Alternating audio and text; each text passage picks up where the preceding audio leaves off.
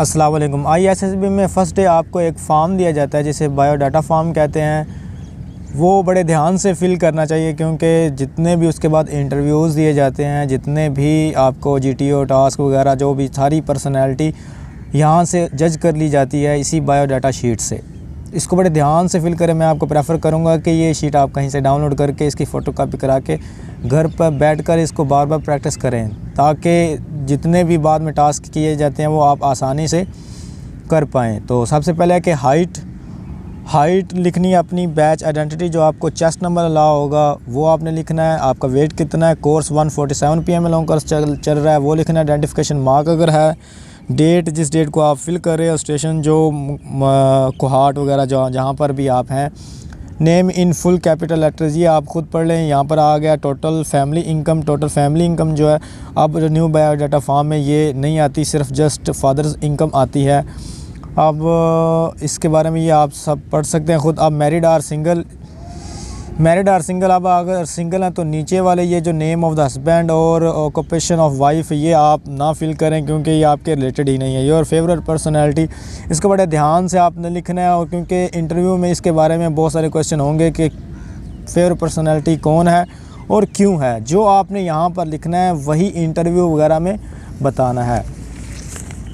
दूसरी तरफ चलते हैं। ये अगर आप कहीं पर आर्मी या नेवी PF में अगर आपने पहले अप्लाई किया था और आप वहाँ पर रिजेक्ट हो चुके थे आगे जाकर ISB वगैरह में, तो आपने यहाँ पर batch identity, course, date, result, medical result वगैरह जहाँ पर फ़िट हुए थे या अनफिट हुए थे, जो प्रॉब्लम्स थी वो आपने यहाँ पर डिस्कस करनी है। और एजुकेशन के बारे में ये सारा है, आपने लिख देना है, यहाँ पर ये पढ़ सकते हैं। मैं वीडियो लंबी नहीं करना चाहता इसलिए जल्दी से ये सोशल एक्टिविटीज़ हैं। अगर आपने किसी भी सोशल एक्टिविटी में या आप लाजमी कोई ना कोई लिखिएगा क्योंकि एक एक्टिव पार्टिसिपेंट बुकिश जो होता है ना, किताबी कीड़ा, उसको वो प्रेफर नहीं करते कि उसने सारी ज़िंदगी किताबों से आगे कोई जहान नहीं देखा होता। तो यहाँ पर आपने गेम्स वगैरह सारों में आप लिखें, कोई न किसी चीज़ में आपने कभी ना कभी तो पार्टिसिपेट किया होगा, तो उसके बारे में ये सारी इन्फॉर्मेशन लाजमी लिखें।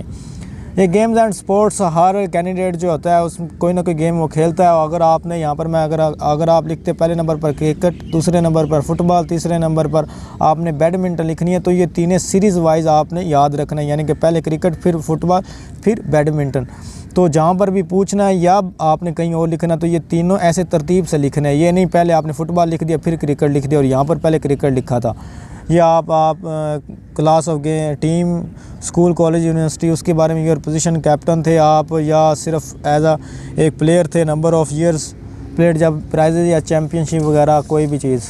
नेक्स्ट की तरफ 6 did you have live in hostel वगैरह के बारे में आपने ये सारा कुछ लिखना है। अगर आपने कहीं बाहर सफ़र किया है तो उसके बारे में आपने स्टे कितने, और ये आप C नंबर बड़ा ध्यान से, what type of friend do you like to have. ये मैं वो चीज़ें बता रहा हूँ जो बड़ी इंपॉर्टेंट है, जिसके बारे में बार बार सवाल किया जाएगा और जिससे आपकी पर्सनैलिटी जज की जाएगी।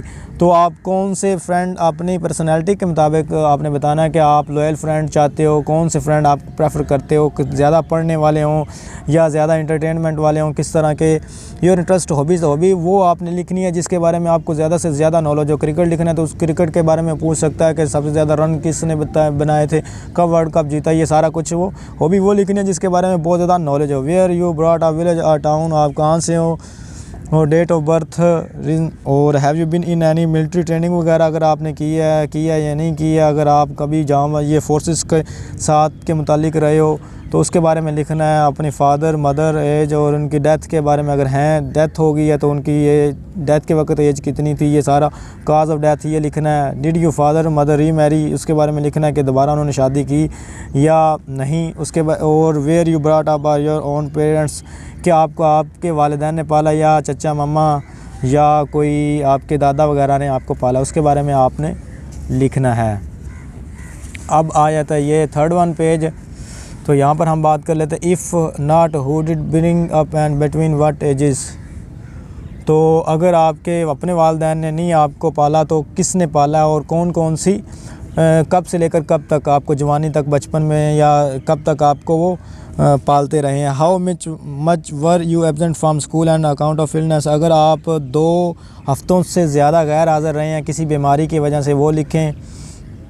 यस या were you ever knocked out unconscious by fault. अगर आपको कोई एक्सीडेंट वगैरह है तो उसके बारे में आपने लिखना है कि हुआ है कभी नहीं, अगर हुआ है, अगर आप इन चीज़ों में किसी में सफ़र रहे हैं तो वो बताना है। ये सारे उसके बारे में लिखता है, सेंसिटिव स्किन वगैरह, टायर्डनेस, और आपको ये कोई पेन वगैरह या कोई बीमारी लगी है तो उसके बारे में आपने लिखना है। List your brother and sister including yourself oldest to youngest. आपको सबसे बड़े से लेकर सबसे छोटे की तरफ, यानी कि सबसे बड़ा जो है वो पहले लिखना है और जो उससे छोटा होगा वो ऐसे तरतीब वाइज लिखते जाना है। अब आप ब्रदर के लिए आपने बी लिखना है, साथ में बी और उसका नाम लिख देना है, और सिस्टर के लिए एस और साथ में उसका नाम। और जब आपने अपना तारफ़ करवाना तो वो एक्स लिख देना अपने नाम के साथ। अगर आपके सौतेले बहन भाई हैं तो S B for step brother and S S for step sister. और ऑक्यूपेशन वो क्या करते हैं, उनकी उम्र कितनी है, ये आपने तरतीब से लिख देनी है।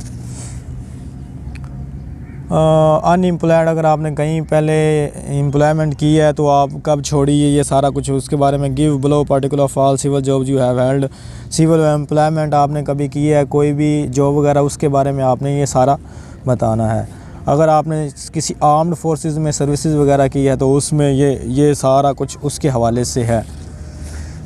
और ये लास्ट पेज है, ये सारा कुछ name of course, time held appointment rank, यानी कि ये सर्विस अगर आपने आर्मी में कभी सर्व किया तो ये उसके बारे में ये सारा फिलअप करना है। Military courses, other pre commission training वगैरह अगर आपने कहीं से की है तो ये। तो have you been any active service, अगर ये भी जॉब के हवाले से अगर आपने कहीं और जॉब की है तो उसके बारे में बता देना। पहले वाला ये मिलिट्री वाला था, अब ये what career do you intend to adopt if not selected. ये बड़े ध्यान से लिखना है कि अगर आप यहाँ पर सिलेक्ट ना हुए तो कौन सा आप कैरियर चूज़ करेंगे और क्यों। Briefly describe about the most unforgettable incident of your life. ये आपने अपने कोई ऐसा जो आप अभी भुला ना सकें हो, कोई ऐसा इंसिडेंट आपकी ज़िंदगी में वाक़या हुआ हो आपके साथ, तो द इन्फॉर्मेशन गिवन बिलो, यहाँ पर आपने ये अपने सिग्नेचर करने और अपना परमानेंट एड्रेस लिखना है। लेकिन अब ये चीज़ें कुछ ख़त्म हो गई हैं, जैसे कि ये इसकी जगह अब 15 की जगह आता है एक एस से, और वो जो एस से होता है वो आपने हाफ पेज पे लिखना होता है। कोई भी इसी तरह का आपको इस वक्त आया था, कोई सक्सेसफुल लाइफ के हवाले से कोई आया था तो कोई भी आपको इंसिडेंट दे सकते हैं। ये सारी चीज़ें आपने याद करनी है और बार बार इनकी प्रैक्टिस करनी है। तो मुझे दीजिए इजाज़त, अल्लाह हाफिज़।